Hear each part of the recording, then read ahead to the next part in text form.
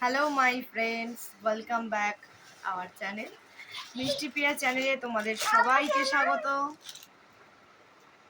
আজকে এসে গেছি আরেকটা নতুন ব্লগ নিয়ে, কারণ আজকে আমরা সবাই মিলে পুরী ঘুরতে যাচ্ছি। সবাই মিলে মানে মিষ্টির পাপা, মিষ্টি আর আমি, আর যাচ্ছে মিষ্টির পাপার অফিসের ফ্রেন্ডস আর ওদের ফ্যামিলি। তো চলো সঙ্গে থাকো, পুরো আপডেট তোমাদেরকে দেখাবো। এসে গেছি শালিমার স্টেশন।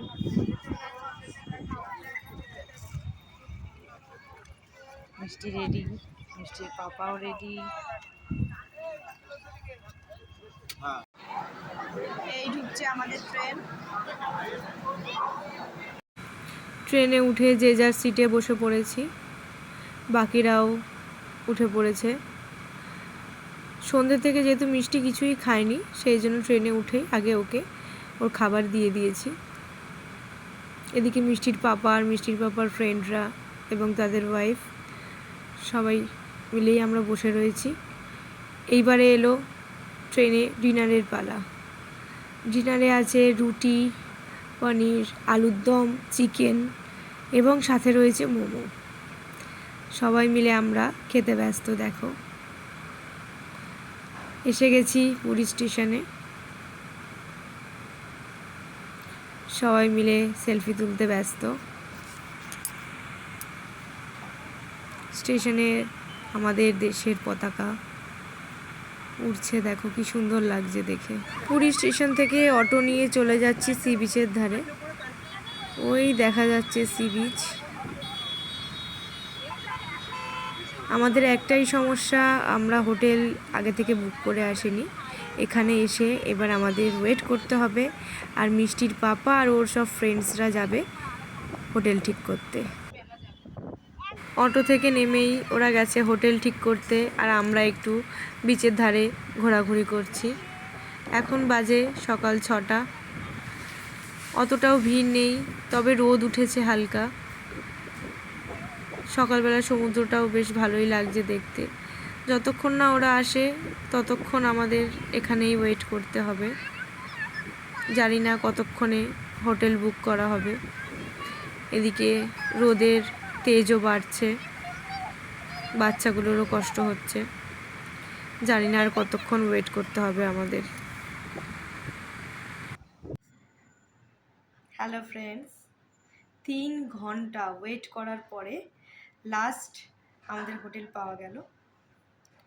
তো হোটেলে এসে ফ্রেশ হয়ে নিয়েছি, স্নান টান করে নিয়েছি। আজকে আর স্নান করার কোনো পালা নেই, তো সেই যাব সন্ধেবেলা একেবারে বিচে।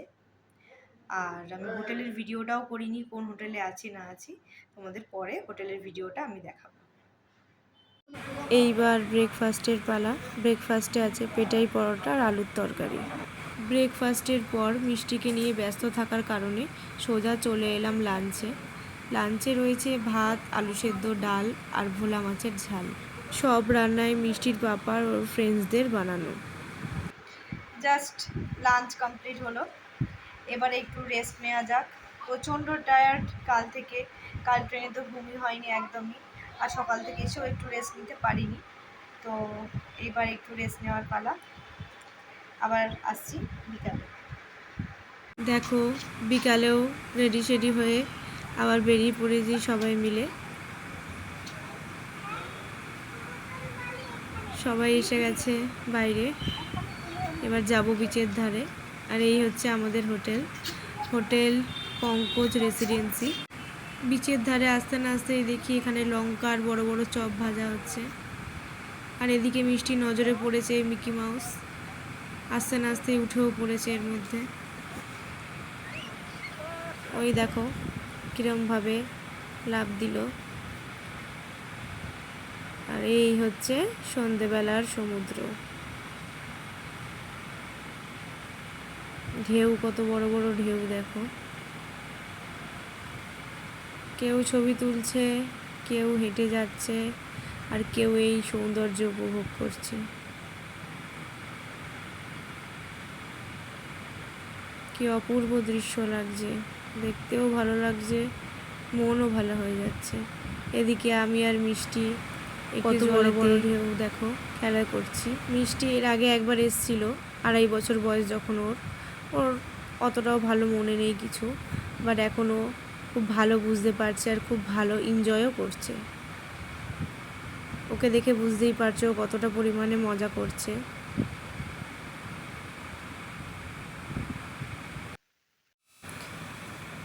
আস্তে আস্তে অন্ধকার হয়ে যাচ্ছে, আর এই অন্ধকারে সমুদ্র দেখো, ঢেউয়ের কোনো বিরাম নেই, একের পর এক ঢেউ আসছে।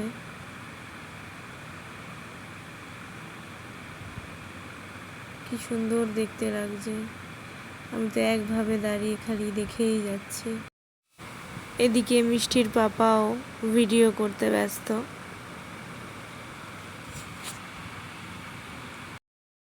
এরপর পুরোপুরি সন্ধে হয়ে গেল, সব দোকানপাটও খুলে গেছে, আশেপাশে কত দোকান। আর আমরা একটু ফুচকা খেয়ে নিলাম, তার কিছুক্ষণ পরে নিয়ে নিলাম চা, সবাই মিলে চা খাচ্ছি।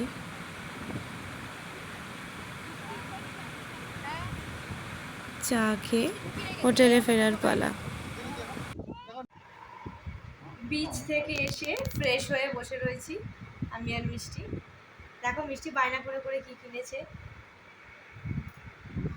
এই দেখো। জানি না এটা কতক্ষণ থাকবে, বাড়ি যাওয়া অবধি থাকবে বলে তো মনে হয় না। যাই হোক এখন তো কিনলো।